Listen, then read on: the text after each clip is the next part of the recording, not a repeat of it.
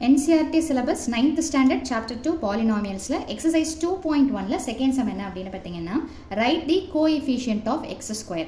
So coefficient என்ன அப்படின்றதோட link description boxல கொடுக்கிறேன் பாத்துக்கோங்க. So first subdivision என்னன்னு பாத்தீங்கன்னா 2 plus x square plus x. So அப்போ நீங்க ஒவ்வொண்ணுத்துக்கும் எப்படி எழுதணும்னு பாத்தீங்கன்னா coefficient of x square is அல்லது for the above expression is அப்படினு சொல்லிட்டு எடுத்து எழுதுங்க.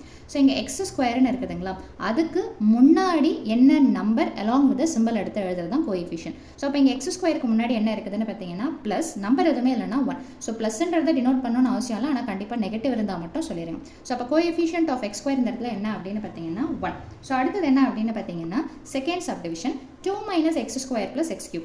இதில் அதே மாதிரி coefficient of x square is அப்படின்னு சொல்லிட்டு நீங்கள் எக்ஸ் ஸ்கொயர் தான் போடணும். ஓகேங்களா? ஏன்னா கேள்வியில் எக்ஸ் ஸ்கொயர் இங்கே மைனஸ் இருக்குது, அதனால நான் மைனஸ் எக்ஸ் ஸ்கொயர் இங்கே போடலாமான்னா நோ.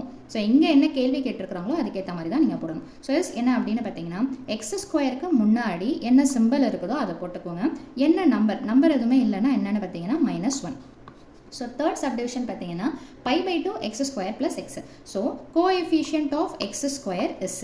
ஸோ அப்போ எக்ஸ் ஸ்கொயருக்கு முன்னாடி π/2 மட்டும் இருக்குது. ஸோ பாசிட்டிவ்ன்றதுனால நீங்கள் எந்த சிம்பிளும் போடணும்னு அவசியம் இல்லை. ஸோ அதோடைய கோஎஃபிஷியன்ட் என்னென்னு பார்த்தீங்கன்னா π/2. ஸோ லாஸ்ட் சப்டிவிஷன் பார்த்தீங்கன்னா √2x - 1. இந்த இடத்துல எக்ஸ் ஸ்கொயர்ன்ற டேர்மே கிடையாது. அப்போ டேர்மே இல்லைன்னா so coefficient of x square is என்னென்னு எடுத்து எழுதணும்னு பார்த்தீங்கன்னா 0. நமக்கு வேல்யூவே எக்ஸ் ஸ்கொயர்ன்ற டேர்மே இல்லாதப்போ அப்போ அதுக்கு உண்டான உங்களுக்கு கோஎஃபிஷியன்ட்டும் இல்லைன்னு தான் அர்த்தம். ஸோ அப்போ அதோடைய வேல்யூ என்ன வரும்னு பார்த்தீங்கன்னா 0. ஸோ அவ்வளோதான் அந்த சம்மோட சொல்யூஷன். தேங்க்யூ.